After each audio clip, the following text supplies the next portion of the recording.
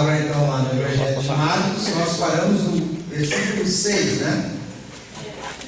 Onde ele trazia um cinto de couro e se alimentava de gafanhotos e mel silvestre. Então agora tem alguns tijolinhos assim, né?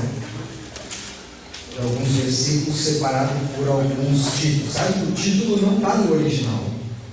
Esse João dá testemunho de Jesus, o batismo de Jesus, João Batista, isso aí foram os tradutores que colocaram. Nos textos originais ali é tudo uma coisa só. Então muitas vezes essa divisão também não é tão bem feita. Vamos ver versículo 7 e 8. 1, versículo 7. Ali nós vai demorar para nós sair, não vamos sair nem hoje. Tá? Fala sobre o ministério de João Batista. E pregava dizendo: após mim vem aquele que é mais poderoso do que eu, do qual não sou digno de, curvando, desatar-lhe as correias das sandálias. É a única frase dita por João Marcos em todo o Evangelho de Marcos, dita por João Batista. É a única. O ministério dele se resume a essa frase. Agora é interessante tu ver a característica do ministério. É um ministério que não apontava para João Batista, mas apontava para Jesus. Ele fala, ele prega dizendo: não sou eu, vai vir outro, mais poderoso. E isso foi muito salientado na época da Reforma. Até então as igrejas, elas eram mais ou menos um modelo que nós temos aqui. No centro aqui, o pastor, na época os padres, para fazer o culto. Quando veio a Reforma, uma das colunas da Reforma era que o centro da reunião tinha que ser Cristo. E o que eles fizeram, as igrejas reformadas, depois, no novo layout? Eles tiraram o culto daqui e botaram para o lado. Você vai lá naquelas igrejas luteranas, presbiterianas daquela época, o púlpito é aqui do lado direito, assim, ó. Se vocês olharem lá no meu Face, eu fui na primeira igreja lá da Reforma que Lutero pregou, eu tirei foto no púlpito dele, é assim do lado. E tem uma pintura que ela se tornou característica da Reforma, onde está o povo, está Lutero pregando com a Bíblia aberta, e ele está apontando assim e tem um crucifixo. Para dizer que ele prega, mas o centro do culto não é ele, é Cristo. Então as igrejas começaram a usar isso como símbolo. Elas tiraram o pregador ali do meio, botaram ele do lado e no meio de um crucifixo. Para dizer, olha, o centro não é o pastor, não é o povo, não, o centro é ele. Então isso era uma coisa até simbólica, porque daí quando as pessoas entravam na igreja, na época não era... Hoje você vai numa igreja católica, numa igreja evangélica, é tudo diferente. Mas na época era bem parecido. Os pastores ainda estavam com aquelas roupas, ainda faziam todos os ritos. Então eles tiraram o culto e botaram para o lado para as pessoas chegarem e dizer: aqui está diferente, para eles identificar que era o culto reformado. Então o ministério de João Batista era isso. Ele pregava, mas ele não anunciava a ele anunciava a Cristo. Isso é uma coisa que a gente vê aqui histórica, mas ela é bem prática. O centro da reunião sempre tem que ser Cristo e a palavra. Sempre tem que ser Cristo. Nós temos que nos reunir ao redor dele. Por isso que a gente não faz culto assim, vamos fazer o culto domingo e nós vamos trazer aqui um médico para falar sobre câncer de mama. Nossa reunião de domingo vai ser assim, vai ser uma reunião diferente. Vamos trazer as mulheres, traga sua esposa, sua mãe, sua filha, vamos falar de câncer de mama, tal, depois a gente faz uma oração. Pode ser uma reunião legal, mas não é culto. Porque culto é quando a gente se reúne e o centro é Cristo. É a palavra de Deus. Tudo que a gente faz, o louvor já vai apontando para a palavra, o louvor também já faz parte da palavra, mas a gente se reúne ao redor de Cristo. E onde é que está Cristo? Na sua palavra. Então João Batista, ele começa a pregação dele pregando arrependimento, pregando transformação, mas dizendo: mas não sou eu, é ele. E as nossas pregações também tem que ser assim, tem que sempre apontar para ele. Então quando a gente ouve uma pregação, para você saber que é uma pregação boa, você tem que perguntar: onde é que está Cristo? Jesus tem que estar naquela pregação. Então o cara fala de várias coisas, mas não fala da palavra de Deus, não fala de Jesus. Amém? Agora olha o que João Batista falou assim: virá outro, do qual eu não sou digno nem de desatar-lhe as sandálias. Dentro do contexto cultural isso fazia muito sentido, porque o discípulo serviu o mestre assim como o escravo serviu o seu senhor. A devoção, a dedicação era semelhante, mas algumas coisas o discípulo não fazia para o mestre, só os escravos faziam. E uma das coisas que os discípulos não faziam, que era a função só dos escravos, era tirar as sandálias do seu senhor. Então quando o senhor chegava em casa cansado, sentava, eles iam lá, tiravam a sandália e lavavam os pés. Você lembra depois o que Jesus fez na Santa Ceia? Ele foi lá e lavou os pés, porque aquilo ali era das tarefas do escravo, considerado das tarefas mais humilhantes, dos escravos menos importantes. Era essa, de tirar a sandália e lavar os pés. Tanto que os discípulos serviam o seu mestre, mas isso eles não faziam, como dizendo, isso é muita humilhação, isso eu não vou fazer. Então João Batista vai além, diz assim: vem outro que é tão poderoso que eu não vou nem servir ele como discípulo, que ele está muito maior do que eu, e nem como escravo dele eu serviria. Eu não sou digno nem de tirar a sandália do pé dele, para mostrar tanto quanto ele se anulava perto daquele que viria. Ele dizia: eu não sou discípulo dele e não consigo nem ser escravo, eu não sou digno nem de desatar a correia das suas sandálias. Amém? Então tu vê a preparação que João Batista está fazendo. E ele continua dizendo: eu vos tenho batizado com água, ele porém vos batizará com o Espírito Santo. Então ele está falando aqui de dois tipos de batismo consequentes. Embora a Bíblia diz que tem um só batismo, mas ele está falando que o batismo com água, que era aquilo que ele estava fazendo ali, apontava para um outro batismo que ele não podia fazer, e quem tinha que fazer era o próprio Messias, que era batizar com o Espírito Santo. E assim como batismo, a gente viu no outro culto, o que queria dizer batismo no grego? Imersão. Batismo do Espírito Santo, o que é? Imersão. É você ser mergulhado dentro do Espírito Santo. Então quando você aceita Jesus, você recebe o Espírito Santo dentro de você. Quando você é salvo em Cristo, e quando você conhece Ele como Senhor e Salvador, o Espírito Santo vem e faz morada dentro de ti. Amém? E o batismo do Espírito Santo é quando você é totalmente mergulhado, você transborda do Espírito Santo. E ali que afluem os dons espirituais, a gente vê aí dom de profecia, dom de língua, discernimento dos Espíritos, dom de maravilha. Tudo isso é fruto do Espírito. É quando a pessoa está mergulhada no Espírito Santo, ela recebeu aquele batismo que vem de Jesus, o batismo do Espírito, e daí ela recebe dons. Então ele aponta isso: olha, eu estou fazendo na água, mas o que eu estou fazendo na água aponta para algo maior ainda, que é o batismo no Espírito Santo, que ele vai vos dar. Amém? Quando é que ele dá o batismo do Espírito Santo para o povo? No Pentecostes. Então, aqui, ministério de João Batista, esses dois versículos. Então, ele é bem pragmático aqui, Marcos. Ele já vai dizendo, João Batista dizendo, vai vir um que é maior do que eu, mais poderoso que eu. Está apontando, aí ele já vem, naqueles dias, não fala nada de João Batista ser primo de Jesus, de João Batista ter ali problema com seus discípulos, de como é. Não, ele já, rapidamente ele já fala. Naqueles dias veio Jesus. É a preparação para que ele viesse. Ele vem.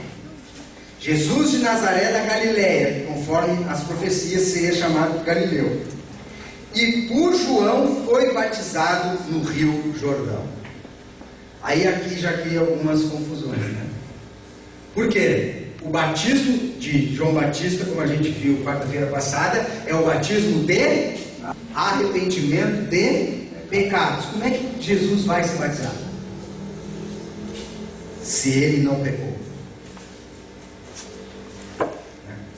Como é que ele é assim? Como é que ele diz, olha, o que virá depois de mim, eu não sou digno nem desatar as correias das sandálias, ele vos batizará com o fogo do Espírito, com o Espírito Santo. e agora está ali Jesus para ser batizado. Porque aquilo ali é um encontro profético. João Batista, meus desenhos depois vão para o Face, né? João Batista e Jesus. Os dois no Rio Jordão. Tá? João Batista, ele na verdade, ele é o que está terminando a Antiga Aliança e o Antigo Testamento e inaugurando a Nova Aliança e o Novo Testamento. Ele é a transição. Ele é o último dos profetas do Antigo Testamento. Ele é o último dos profetas. Aqui, todos os profetas vêm lá de Gênesis apontando para Jesus. Ele é o último que está apontando aqui, que preparou o caminho, dizendo: olha, ele está chegando, é o último. E ele é o que está iniciando o Novo Testamento, porque ele recebe Jesus. Tá bem? Então são duas transições. E Jesus também é uma transição, porque Jesus, ele é o mediador. Ele está entre Deus e os homens. A gente ouve muito falar sobre isso. Cristo é um mediador. E muitas vezes a gente não entende. O que quer ser mediador entre Deus e os homens? Quer dizer que, quando Jesus está diante de Deus, ele está representando os homens. Quando Cristo está diante de Deus, ele está ali representando os homens. E quando Cristo está diante dos homens, ele está ali representando Deus. Então, para os homens, ele é Deus. Para Deus, ele não. Ele se identifica com o homem. A partir daquele momento, ele está se identificando com a humanidade. Por isso, ele está na fila para se batizar, para se identificar com os homens. Ele segue o caminho dos homens, que é se arrepender. Embora ele não precisasse se arrepender, ele está ali se identificando não com os pecados dele, mas com os nossos pecados. Ele já está tomando sobre si o peso da nossa culpa, o peso dos nossos erros. Então, isso que é ser mediador. A Bíblia diz que só tem um mediador entre Deus e os homens, e é Jesus. Por isso que os santos e Nossa Senhora não podem ser. Porque o mediador, ele tem que fazer essa função. Ele representa os homens diante de Deus, mas representa Deus diante dos homens. Amém? Então Cristo está ali. E o próprio nos Evangelhos a gente vê isso. João Batista não entende. Ele diz: não, tu é que tinha que nos batizar. Porque ele mesmo fala: ele nos batizará com o Espírito Santo. Ele diz assim: importa que se cumpra toda a justiça de Deus. Mas Marcos não se detém muito nisso. Ele só diz que ele foi ali e foi batizado no rio. Logo ao sair da água, então Marcos agora começa a nos mostrar os bastidores espirituais do ministério de Cristo. Nós que lemos Marcos, somos privilegiados, porque nós sabemos dessas coisas. O que Deus vai fazer, o que Deus falou, o que o Espírito Santo vai fazer na vida dele. A gente rapidamente, 4, 5 versículos, já sabemos que ele é o Cristo, que ele é o Filho de Deus, que o Espírito Santo está com ele, qual é o propósito dele de ter vindo à terra. Coisa que os discípulos só vão saber depois. Aí depois acontece tudo isso, ele já começa a chamar os discípulos. Os discípulos só vão saber depois isso. Nós somos antecipados nessas conclusões. Logo ao sair da água, viu os céus rasgados. Isto é o cumprimento de uma profecia. Abra lá em Isaías 64:1. Olha aqui a oração que Isaías fez. Ó, se fendesses os céus e descesses. Ele está orando isso diante de Deus. Ele diz: ah, Senhor, se fendesse, se rasgassem os céus e que tu descesse para estar no nosso meio. E essa oração, essa profecia se cumpre em Cristo. Rasgam-se os céus e o próprio Deus vem em Jesus para habitar no meio dos homens. Por isso essa figura do rasgar-se os céus. E depois ela aponta para algo que vai acontecer lá na morte de Jesus. Quando Jesus morre, o que se rasga? O véu. E o véu, como é que o véu rasga? De cima para baixo. Não é o homem que rasga penetrando diante de Deus, mas é Deus que rasga o véu para chegar diante do homem. Então aqui se rasgam os céus, como profecia que, Senhor, se tu fendesses os céus e descesses. E o Espírito descendo como pomba sobre ele. Interessante esse simbolismo, né? E o Espírito Santo desce sobre ele como pomba. Quando o Espírito Santo desce sobre os discípulos, ele desce em figura de quê? Línguas de... Por que ele não desce como pomba? Ele só desce como pomba sobre Jesus. Que quando o Espírito Santo desce sobre homens pecadores, ele vem como um fogo, como que para purificar, como para provar o ouro. Provar no sentido que o ouro tem suas impurezas, vem o fogo e o ouro derrete e as impurezas vêm assim. Então o Espírito Santo ele vem fazendo uma obra regeneradora no homem. Mas quando em Cristo ele não tem pecado, então ele vem como pomba. Ele vem para estar. Em Gênesis, a Bíblia diz que no início havia face sobre abismo e o Espírito de Deus pairava sobre a face das águas. Esse pairar no hebraico é como se fosse uma ave flamando. Então o que acontece? Na primeira criação, quando Deus está criando todas as coisas, o Espírito Santo está pairando, como se fosse uma ave sobrevoando. Quando Cristo sai da água, o Espírito Santo vem de novo pairar, agora sobre Jesus, porque Jesus é a nova criação de Deus. É a nova criação. O Espírito Santo de novo está pairando. Assim como Deus teve a criação lá dos céus, da terra, do homem, dos animais. Agora a nova criação começa com o Cristo. O Espírito Santo vem de novo pairando ali, assim como ele fez isso lá no início, pairando sobre todas as coisas que estavam sendo criadas. Ele paira agora sobre Cristo, porque a nova criação começa com Jesus. Isso, quando a gente recebe a Cristo no seu coração, nós somos novas criaturas. Por isso que o Espírito Santo vem para habitar dentro de nós. Amém? Então o batismo, por isso, da pomba pairando sobre Jesus. Então foi ouvido uma voz dos céus: Tu és meu filho amado, em ti me comprazo. Então a primeira coisa aqui desse versículo, nós vemos as três pessoas da Trindade operando: Cristo saindo das águas, o Espírito Santo pairando e Deus falando.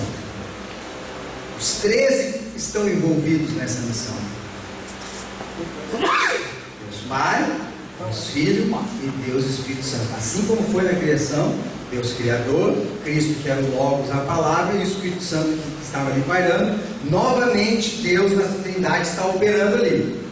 E aqui a gente vê os três sinais do Reino de Deus: céus abertos.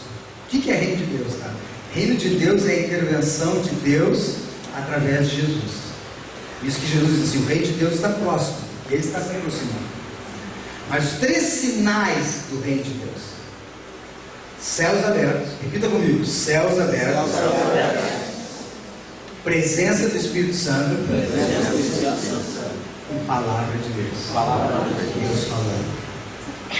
São os três sinais do reino. Os céus estão abertos. Quando ele diz assim: o reino de Deus chegou, quer dizer que os céus estão abertos, e os céus só se abriram por causa da obra de Jesus.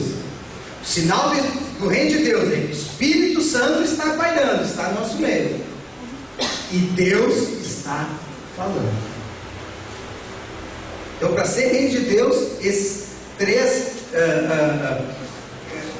elementos apontam, sinalizam: o reino de Deus está aqui, porque os céus estão abertos, Deus está falando e o Espírito Santo está no nosso meio. Amém? Então o reino de Deus para nós é isso: céus abertos. A gente crê que os céus estão abertos por causa que a gente faz oração aqui, crendo que a nossa voz milagrosamente chega até Deus. Chega porque os céus estão abertos. Nosso louvor e a nossa adoração chega até Deus. Por quê? Porque os céus estão abertos. E Deus chega no nosso meio, por quê? O Espírito Santo está aqui. E por o Espírito Santo estar aqui, a liberdade para Deus falar. 3 sinais: céus abertos, presença do Espírito Santo e Deus falando.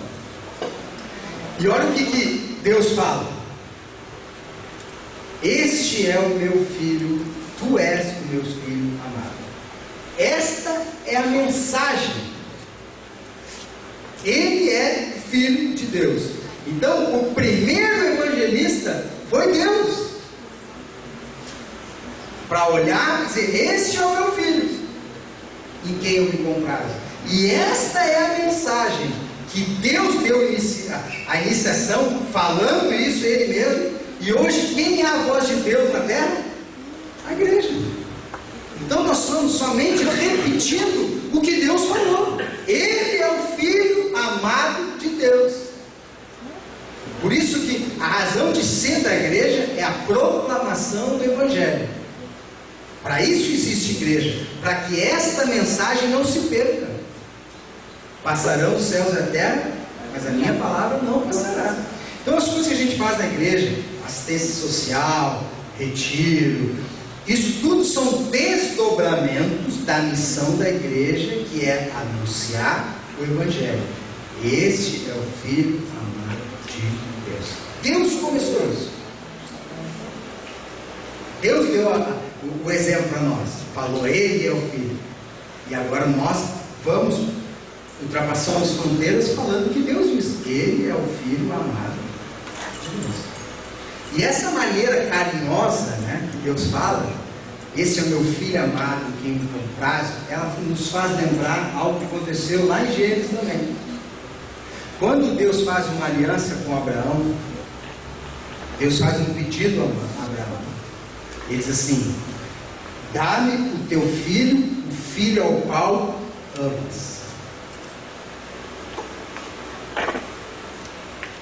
E Abraão tem uma aliança com Deus, pega ali o seu filho Isaac, anda 3 dias porque na cabeça de Abraão aquele filho estava como se fosse morto, já mostrando, já apontando os 3 dias que Jesus estaria morto e ressuscitaria.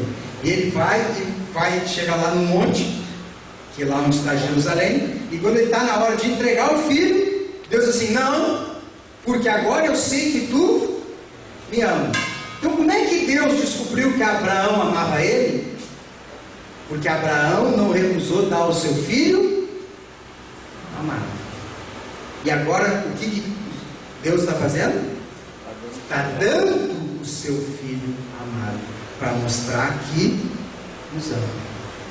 Então toda aquela coisa lá com Abraão foi para dizer: a maneira de vocês saberem que eu amo vocês é que eu vou dar por vocês o meu filho amado, em quem eu me comprazo.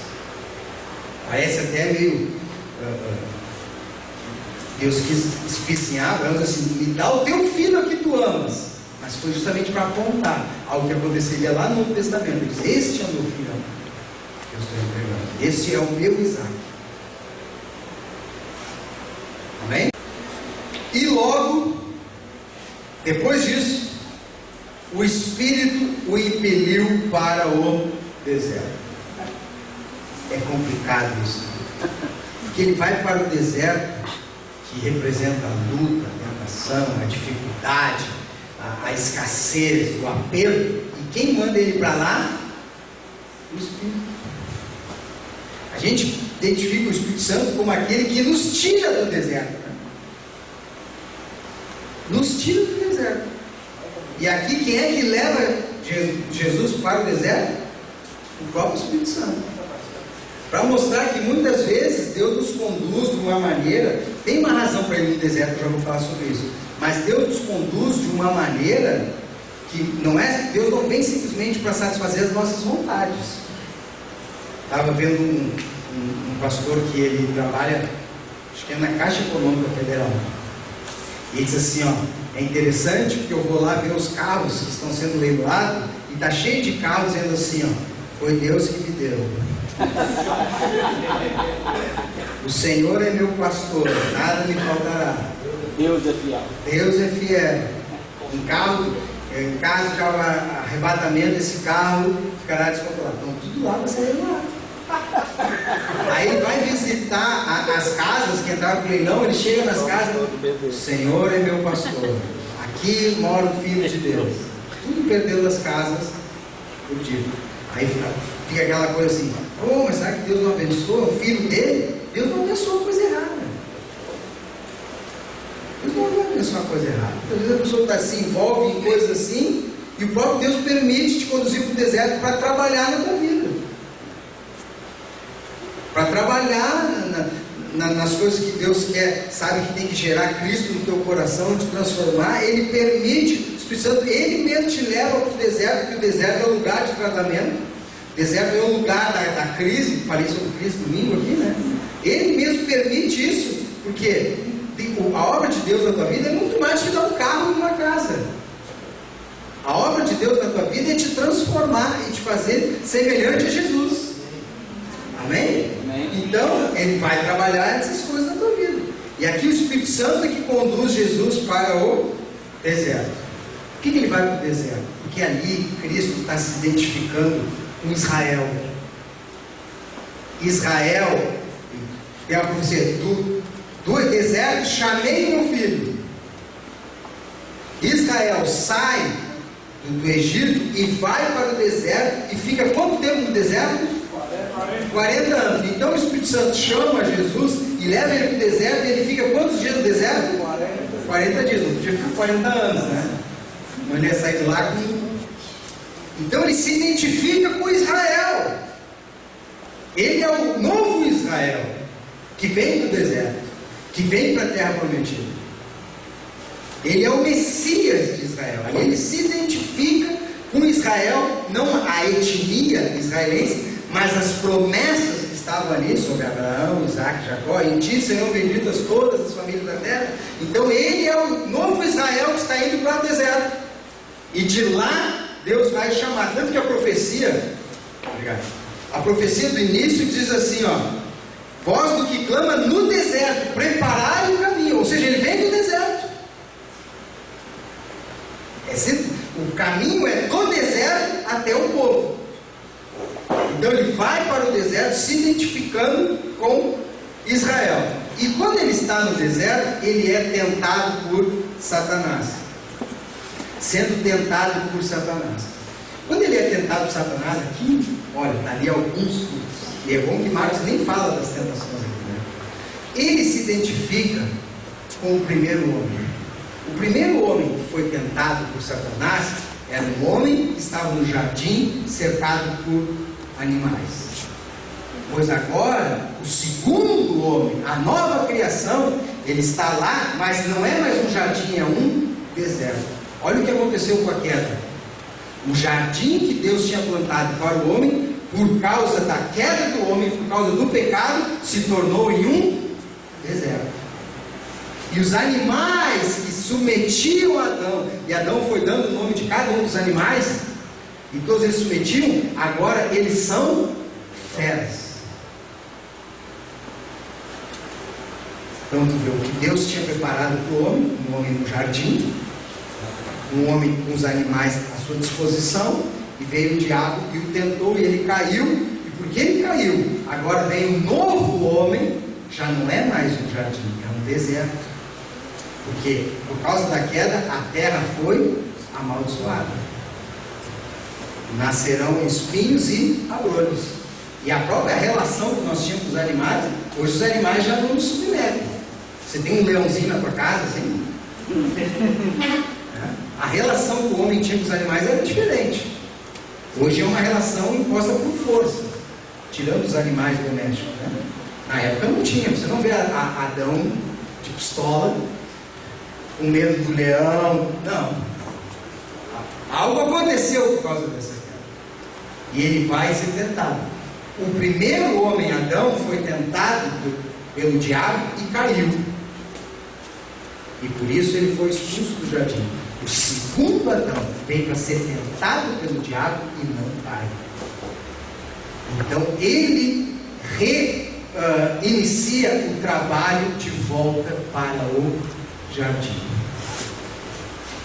Isso aqui não dá para nós entrar muito aqui, porque não é Marcos, mas a primeira tentação é: transforma essas pedras em pães e come. Qual é que foi a tentação que Satanás fez para Adão? Come a árvore. Come a árvore. Adão era um homem que tinha tudo a seu dispor, menos ali. Porque se ele quisesse comer daquilo ali, a tentação não era ser um homem, era ser Deus.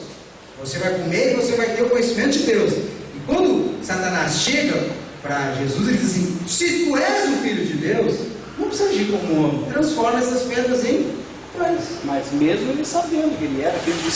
Sim, mas ali ele tenta ele, porque se ele faz aquilo ali, ele cai na tentação de novo. Ele enganou Adão e agora ele enganaria a Cristo, que era o descendente, né, de Eva. Então ele vai ali e faz aquela sobre a adoração, sobre se atirar. Ele fala assim: deixa essa tua condição de homem e usa o poder em teu benefício. Tem, Luciano, acho que eu estou lendo sobre a tentação de Jesus, só que fala só em Mateus ali, né? Que o diabo o transportou. Como é que...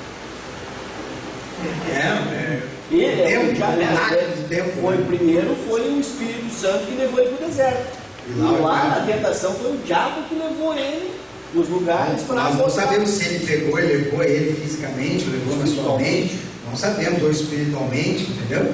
Não sabemos. Sim, ele foi ali para ser tentado. Ele foi ali para ser tentado. Porque ele tinha que ser tentado, porque todo homem é tentado. Ele não foi protegido. Ele foi ser humano. E o humano é tentado por Satanás. Então ele tinha que passar por aquilo. Daí todas as tentações foram três, né? Corpo, alma, espírito, na carne, na emoção, no espírito, na adoração. De todas as formas ele tentou enredar ele, porque se ele cai, só que a tentação de Satanás para Cristo não foi só aqui, né? Ele continua sendo tentado, mas muitas vezes não agora explicitamente.